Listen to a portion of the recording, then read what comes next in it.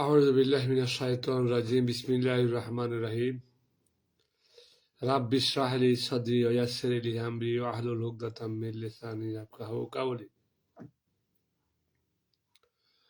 প্রায় 15 দিন পর আমি লাইভে আসলাম। প্রিয় দর্শক বন্ধুরা, লাইভে আসার পূর্বে আমি একটা লম্বা সফরে ছিলাম। আমি এখন ঘুম থেকে উঠে লাইভটা করছি। আমি জানি শীতের রাতে দক্ষিণ পূর্ব এশিয়ার কেউ এখন নির্ঘুম নেই, সবাই ঘুমন্ত, কাঁথা মুড়ি দিয়ে শৈত্য প্রবাহ থেকে বাঁচার জন্য কাঁথা বা শীতবস্ত্র মুড়ি দিয়ে ঘুমিয়ে আছেন। আমি রাত 8টার পরে আর কোনদিন লাইভে আসবো না, কারণ আপনাদেরকে কষ্ট দেব না। আমি এর পূর্বে 9-10টা ভিডিও আপলোড করেছিলাম বিভিন্ন এলাকা থেকে ধারণকৃত ভিডিওগুলা পোস্ট করেছিলাম, আশা করি পেয়েছেন আপনারা। আমার কতিপয় বন্ধু আমাকে বলতেছেন, আপনি লাইভে এখন আসেন না কেন? লাইভে আসার কোনো ক্লু কি পান নাই? ক্লুর কি শেষ আছে? দেশ বিরোধী বিশ্বাসঘাতকদের ষড়যন্ত্র যেরকম তসবিহ দানার মতো এক এক করে পড়তেছে, ষড়যন্ত্রের নীল নকশাও পুরা জাতির সামনে উন্মোচিত হচ্ছে। আমি বাকরুদ্ধ হয়ে গেছি, স্তম্ভিত হয়ে গেছি। জুলাই যোদ্ধা, জুলার অকুত বৈষয়িক শরীফ ওসমান হাদির শাহাদাতের মধ্য দিয়ে আসলে যারা খুনি, হত্যাকারী, কিভাবে যে তাদেরকে আমি বুঝাবো যে যতই ভারত বিরোধী আন্দোলনের যোদ্ধাদের রক্ত ঝরবে, ততই যে বাংলাদেশের মাটি, বাংলাদেশের ঘাঁটি তাদের জন্য শক্ত হবে, তারা ভাবতে পারে না। আমি অত্যন্ত আবেগ আপ্লুত হয়ে গেছি এবং কেঁদেছি। আমি ডিসেম্বরের 13 তারিখ থেকে 26 তারিখ পর্যন্ত আমি আমার জেলার বাইরে ছিলাম। আমি একটু লম্বা সফরে গিয়েছিলাম ঢাকায়। সেখানে দেশের পরিস্থিতি কিছুটা অবজার্ভ করলাম। আমার পরিচিত বন্ধু মহল থেকে কিছু তথ্য নিলাম, বিশেষ করে রাজনৈতিক মাঠের সমর্থন, কর্মকাণ্ড বা কোন দলের কি হালচাল, কেন্দ্রীয় পর্যায়ে কি হালচাল, কিছু তথ্য নিলাম। সেখান থেকে আমি সুদূর সিলেটের উদ্দেশ্যে রওনা দিলাম। সিলেটের উদ্দেশ্যে রওনা দিলাম তা সঠিক নয়। সিলেট জেলার সিলেট বিভাগের অনেকগুলা জেলা আছে, যেমন সুনামগঞ্জ, হবিগঞ্জ, মৌলভীবাজার। সিলেট যে জেলা, কেন্দ্রীয় জেলা, অত্যন্ত প্রত্যন্ত অঞ্চলে, সিলেট থেকে প্রায় 90 কিলোমিটার দূরে সিলেট জেলার একটি সীমান্তবর্তী জেলা, উপজেলা জকিগঞ্জে গিয়েছিলাম আমি। এই জন্য আমাকে 9 রাত হোটেলে কাটাতে হয়েছে। 9টি রাত হোটেলে কাটাতে হয়েছে। এমনি তো আমাকে অনেকে হোটেলে হঠাৎ করে যারা দেখে, লাইভে যারা অনুষ্ঠান দেখছে, আমার চেহারার সাথে কিছুটা আন্দাজ করে আমাকে হোটেল ভাড়া দিতে নারাজ। ঢাকাতে তো আমি হোটেল ভাড়া নিতে প্রথম দিনে 7টা হোটেল ঘুরেছি, আমাকে স্পষ্ট জানিয়ে দিয়ে সিট নাই, কিন্তু দেখে দিয়েছি তাদের বোর্ডে অনেকগুলা চাবি। ওইসব হোটেলে আগে আমি ছিলাম, ওরা অনেকে আমার পরিচিত, আমাকে চিনেও অনেকে, কিন্তু আমাকে কেন যে রুম দিল না সেটা আমি ভাবতে পারলাম না। যাই হোক, অন্যান্য কারণও থাকতে পারে। শুধু সিলেটে গেলাম, তাই এখন আমি সিলেটে বসে লাইভ করব। লাইভ করতে গেলে আমার একটু শব্দ বড় হয়ে যায়, গলার স্বর বড় হয়ে যায় আবেগে। হয়তো পার্শ্ববর্তী যিনি বর্ডার আছেন, যিনি আবাসিক হোটেলের বসবাস করতেছেন আমার মতো ভাড়া করে, তার হয়তো ক্ষতি হইতে পারে, অথবা হোটেল কর্তৃপক্ষ কোনো অবজেকশন দিবে। এই জন্য আমি লাইভে আসি নাই। তবে আমি 9টা ভিডিও করেছি, 9টা ভিডিওর মধ্যে 8টা ভিডিও আমি পোস্ট করেছি, আর একটা ভিডিও ওই একটা শান বাঁধানো ঘাট নিয়ে, শান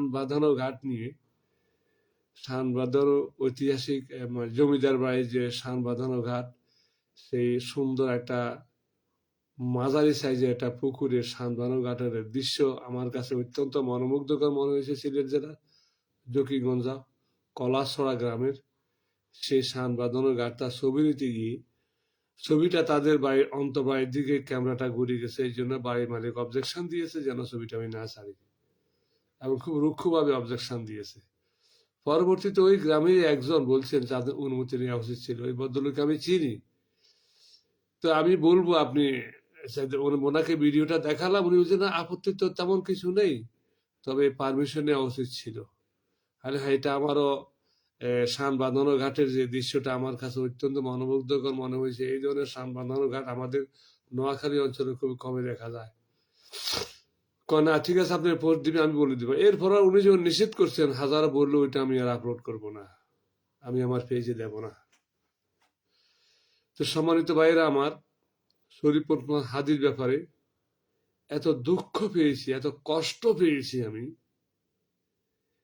এই খুনিরা, এই ষড়যন্ত্রকারীরা, ভারতের আধিপত্যবাদী শক্তি এখনো তাদের বুঝতে দেরি নাই যে এই বাংলার জমিন, বাংলাদেশের জমিন তাদের জন্য কত কণ্টকাকীর্ণ হয়ে গেছে।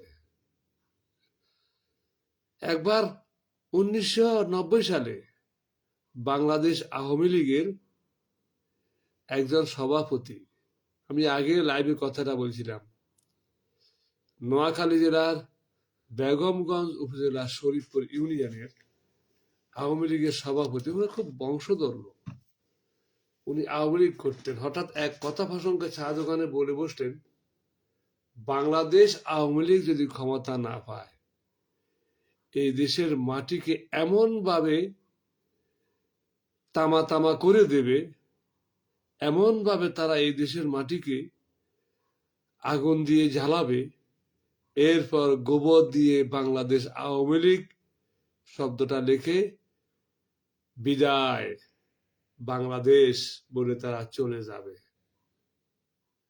আমি মনে করেছিলাম ওই জিনিসটাতে উনি হয়তো সহাস্যবদনে বলেছিলেন। আমি ছিলাম তখনকার 25 নম্বর শরীফের ইউনিয়ন তথা 15 নম্বর, এখন বর্তমানে 15 নম্বর শরীফের ইউনিয়নের নাজেম, এখন বলা হয় সভাপতি। উনিও সভাপতি, উনি একটা ইউনিয়নের সভাপতি বাংলাদেশ আওয়ামী লীগের, আমিও একটা ইউনিয়ন সভাপতি জামাত ইসলামী বাংলাদেশে বা বাংলাদেশ জামাত ইসলামী। উনি সমস্ত কোনো রাগ ডাক না রেখে এই কথা বলার কারণে দোকানের এলাকার অনেক লোক স্তম্ভিত হয়ে গেছে। এটা কি বললেন অমুক মিয়া, এটা কি বললেন, এটা কি একটা রাজনৈতিক ভাষা হলো? 2008 সালে আওয়ামী লীগ ক্ষমতা আসার পর ঠিক ওই কথাটাই, ওই অমুক মিয়ার কথাটাই আমার বারবার মনে পড়লো, যে এরা তো ক্ষমতা ছাড়বে না, পোড়ামাটি নীতি গ্রহণ করেছে, তারা পোড়ামাটি নীতি গ্রহণ করেছে। সেই মাটি নীতির গ্রহণের মধ্য দিয়া 2008 সাল থেকে 2024 সাল পর্যন্ত যে 16 বা 17 বছর তারা কি করেছে, এদেশের শিশু থেকে আবাল বৃদ্ধ বনিতা সবাই দেখেছে, স্বদেশী বিদেশি সবাই দেখেছে। সর্বশেষ জুলাই আগস্ট মাসে তারা যে ঘটনা ঘটিয়েছে, প্রতিদিনে প্রতি মুহূর্তে ওই শরীফপুর ইউনিয়নের ওই আওয়ামী লীগের সভাপতির ওই কথাটা আমার কানে সর্বদা বাজত। হ্যাঁ, কথা তো ঠিকই, কিন্তু আল্লাহর কি অপার মহিমা, ওই ভদ্রলোক ওই কথাটা বলেছেন 1990 সালে। আওয়ামী লীগ সর্বপ্রথম বাংলাদেশের ক্ষমতায় এসেছিলেন 1996 সালে, কিন্তু ওই ব্যক্তি 1996 সালের 3 বছর পূর্বে দুনিয়া থেকে বিদায় হয়ে গেছেন। ইন্না লিল্লাহি ওয়া ইন্না ইলাইহি রাজিউন। তাকে বাংলাদেশ আওয়ামী লীগের ক্ষমতায় যাওয়ার দৃশ্য আল্লাহ পাক দেখান নাই। ওই কথাটার কারণে আমি নয়, ওই দোকানে অনেক শিক্ষিত আলেম ওলামা বসা ছিল, সবাই স্তম্ভিত হয়ে গেছে উনি কি বললেন। আমার 100% বিশ্বাস ওই কথাটা আল্লাহর পছন্দ হয় নাই। আওয়ামী লীগকে ক্ষমতাসীন করেছে আল্লাহ, তবে তাকে আওয়ামী লীগের ক্ষমতা স্বাদ আল্লাহ আস্বাদন না করাই দুনিয়া থেকে বিদায় করে দিয়েছেন। জুলাই অভ্যুত্থানে, জুলাই বিপ্লবে সেই পোড়ামাটি নীতি গ্রহণকারী অপশক্তির বিদায় হয়েছে, কিন্তু তারা যে ছায়া শক্তি রেখে গেছে,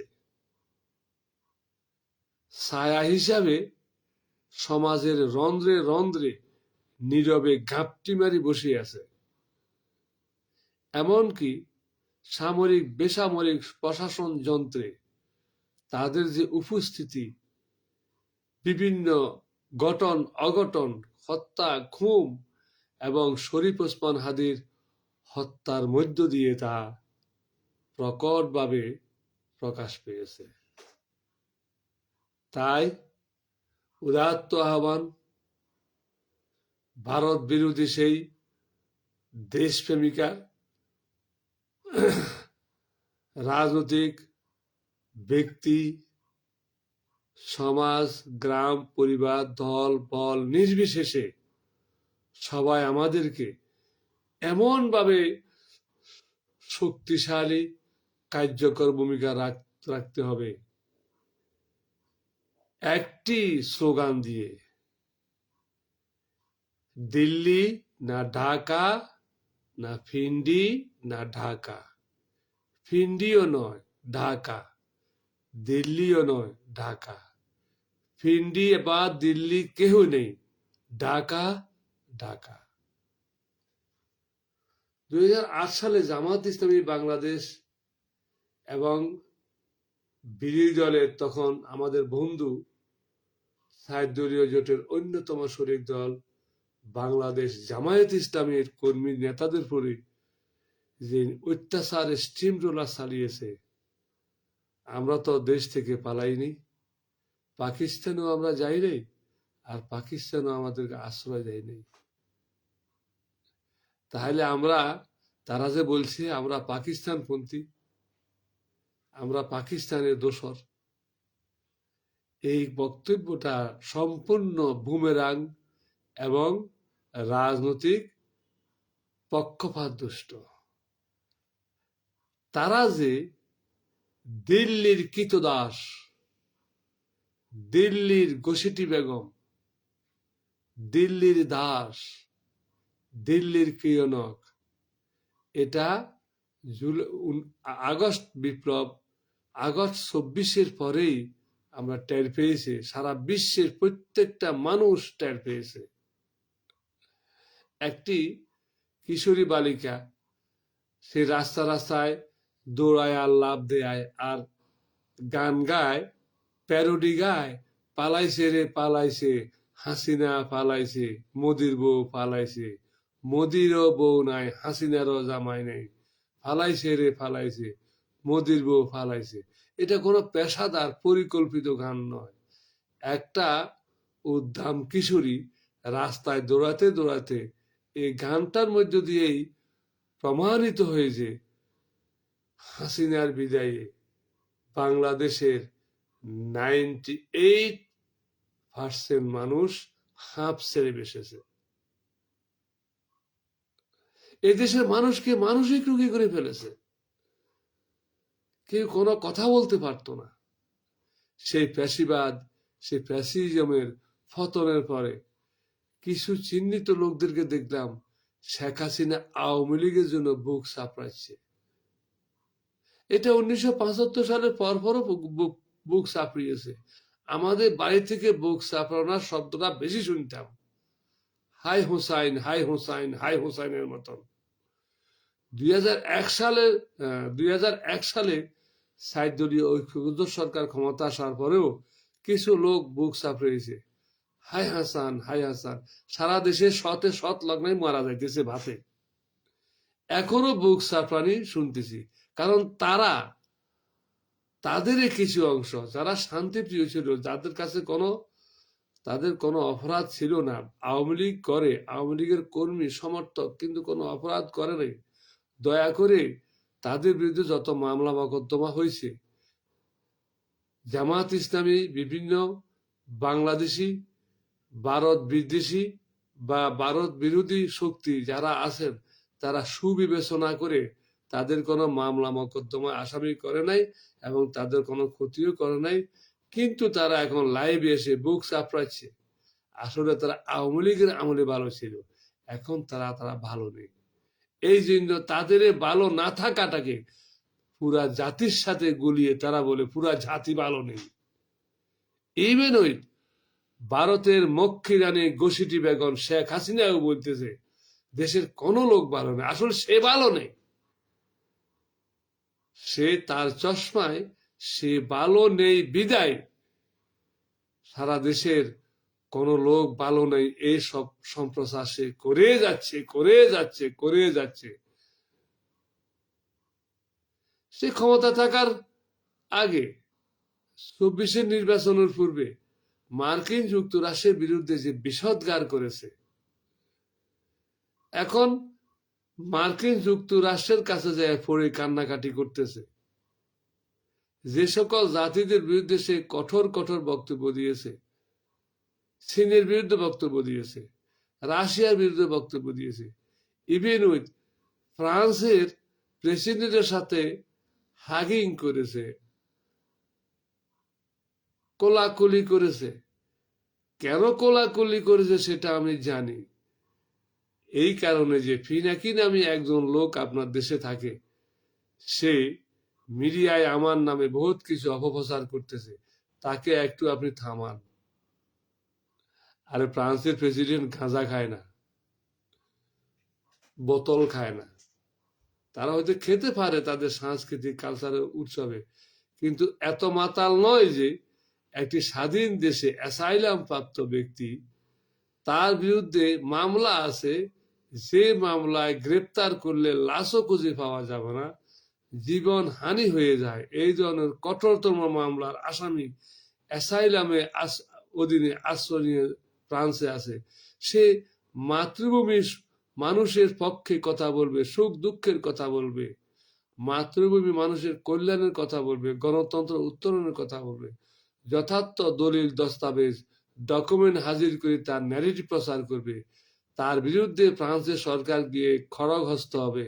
এটা সে শেখ হাসিনা স্বর্গের বোকা না বোকার স্বর্গ হইলে সে বিশ্বাস করে, এবং ফ্রান্সের প্রেসিডেন্টের সাথে কোলাকুলি পর্যন্ত করলো। অবস্থা যেন এমন যে ফিনাকিকে আপনি থামান।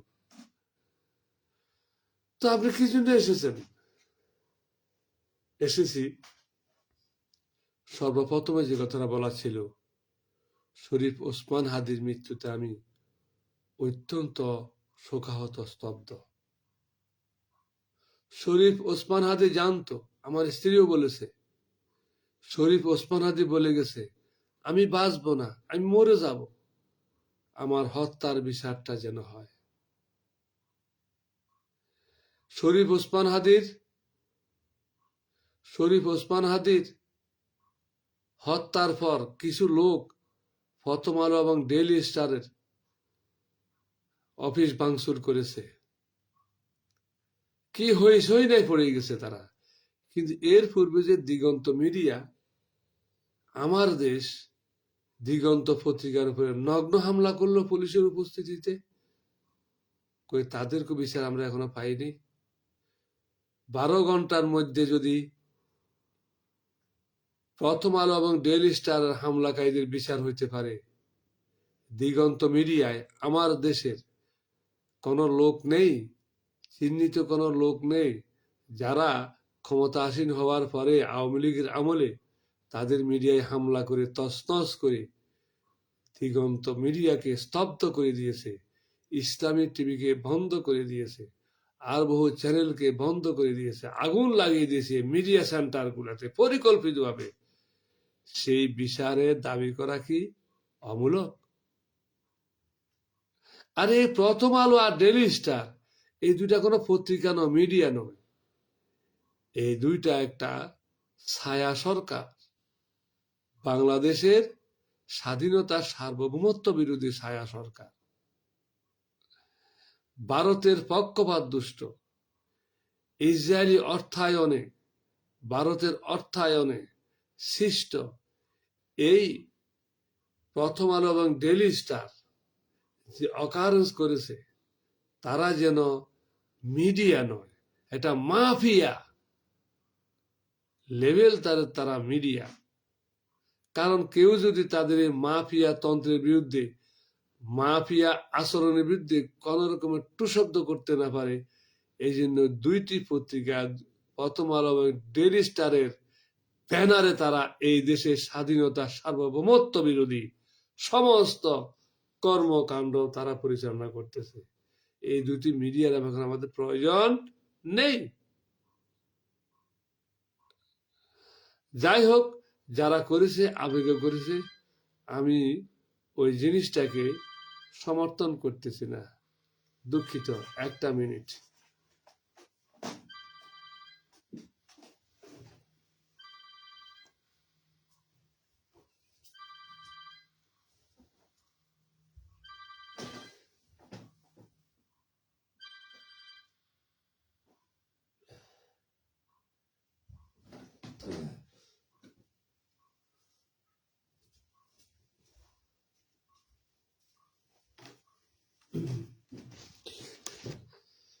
এটা নিয়ম, যথাসময়ে ঘুম থেকে ওঠার জন্য আমি একটা অ্যালার্ম দিয়েছিলাম, সে সময়টা হয়েছে, তার পূর্বে আমার ঘুম ভেঙেছে আলহামদুলিল্লাহ। আমার ফজর নামাজ পড়তে একটু অসুবিধা হয়, এই জন্য আমি অ্যালার্ম দিয়ে শুই, যাতে করে আমি যথাসময়ে ঘুম থেকে উঠে নামাজটা আদায় করতে পারি। শীতের রাত তো, এরকম কনকনে শীত, এই কনকনে শীতের মধ্যে আমি যদি 10টা 11টার দিকে লাইভ করতাম, অনেক হয়তো লাইভ দেখতেন। এখন শৈত্যপ্রবাহ চলতেছে বাংলাদেশে, কালকে দেখেন নোয়াখালী অঞ্চলে 24°C তাপমাত্রা, কিন্তু আমি দেখতেছি বিভিন্ন অঞ্চলে 60° কাছাকাছি চলে গেছে। আল্লাহ পাক তাদেরকে সুস্থ হেফাজতে রাখুক। শহরের বিভিন্ন অঞ্চলে রেল স্টেশনে অনেক দেখেছি আমি, অনেক লোক কাঁথা বই দিয়ে শুয়ে আছে একটা পাতা, তাদের কি অবস্থা হয় আল্লাহ জানে। তো সম্মানিত ভাইরা আমার, আজকে আমি আসবো, আমি এখন লাইভে আসবো, নিয়মিত আসবো। আমি একটু ভ্রমণে গিয়েছিলাম, দীর্ঘ 40 বছর পর একটা লম্বা ছুটি পেয়েছি। আমি আমার প্রধান শিক্ষককে বলেছি আমি একটু বেড়াবো, আমার মনটা হাঁপিয়ে গিয়েছে, আমি যেন 40 বছর বন্দি। তো যেখানে গিয়েছিলাম তাদেরকে, আমার 50 বছর পরে আমি সিলেটে ওই অঞ্চলে গিয়েছিলাম, আমার বন্ধু বান্ধব তেমন কাউকে দেখিনি। আচ্ছা, 2, 3, 4, 5 এর আমলের বন্ধু বান্ধব কি এখন পাওয়া যায়? আমি লাইভে বলেছিলাম কাদের কাদেরকে পেয়েছি, সেখানকার অনেক দৃশ্য আমি ধারণ করেছি। আমার খেয়াল ছিল সিলেট শহরে আমি আরো 15-20 দিন কাটাবো। সিলেট শহরে থাকা খাওয়ার ব্যবস্থা অত্যন্ত ভালো, এবং হোটেলগুলা অত্যন্ত পরিচ্ছন্ন, এবং যে হোটেলগুলা অত্যন্ত পরিচ্ছন্ন এবং হোটেলের মালিকদের, কর্মচারীদের আচার ব্যবহার অত্যন্ত ভদ্র, এবং ঢাকার চেয়ে অর্ধেক দামে হোটেল পাওয়া যায়। আপনারা যারা যাবেন তারা পারিবারিকভাবে যাবেন, আগে থেকে আমিও যাব, আমি ইনশাল্লাহ সপরিবারে 10-15 দিনের সফরে বের হব। আগে একটু অবজার্ভ করতে গিয়েছিলাম যে কি অবস্থা, 50 বছর পূর্বের আর এখনকার অবস্থা কি অবস্থা, অনেক পরিবর্তন হয়েছে। তবে দুঃখের বিষয় এইটুকু, বাংলাদেশে অনেকগুলো উপজেলা আছে, 460টা থানা আছে এবং উপজেলা হয়ে গেছে। জকিগঞ্জ উপজেলাটার কোনো উন্নয়ন হয়নি বললেই চলে। এই উপজেলাটার উন্নয়ন কিছু হয়নি, তবে সীমান্তবর্তী এলাকা, এই জন্য বেশি উন্নয়ন করা হয়নি, কারণ ভারতের সাথে কোনো গোলমাল করলে হয়তো তার মিসাইল মারবে। অপর পারেও মোটামুটি বাড়ি গাড়ি দেখা যায়, মোটামুটি দেখলাম যে যথেষ্ট উন্নত তারা। কিন্তু আমাদের এই জকিগঞ্জ উপজেলায় কোনো উন্নয়ন হয়নি, কোনো ভালো মানের হোটেল নাই। তবে যেটা হোটেল পেয়েছি, একটা রুম 250 টাকা ভাড়া, খুব বড় একটা খাট এবং চলাচলের জন্য রাস্তা আছে, বসার জন্য টেবিল রাখার জন্য রাস্তা আছে, অ্যাটাচ বাথরুম আছে। ওই ভদ্রলোক মালিক খুবই মানে বন্ধু বৎসল। আপনার যদি খাওয়া পছন্দ না হয়, আমি প্রয়োজনে বাসা থেকে রান্না করি আমি খাওয়াবো। একটা রেস্টুরেন্টও আছে, এই রেস্টুরেন্টের পাশে হোটেল, হোটেলের একটু অনতি দূরে তার ফ্যামিলি। প্রয়োজনে আমার বাসা থেকে রান্না করে খাওয়াবো, এখন না আপনার হোটেলেই খাবো। হোটেলে 2-3 বেলা খাইছি আমি, 3 দিন ছিলাম। এরপর আমি সকাল এবং রাতে ভাতে নাস্তা করেছি, দুপুরে এক বেলায় ভাত খেতাম। তো যাই হোক ভাইয়েরা, আমি শরীফ ওসমান হাদির মৃত্যুতে আল্লাহ পাক যেন তাকে শাহাদাতের মর্যাদা দান করেন, শহীদ হিসাবে কবুল করেন, এই বলে আমি আমার বক্তব্য শেষ করছি। বাংলাদেশ জিন্দাবাদ। শহীদ শহীদ ওসমান হাদির অমর হোক। আমিন।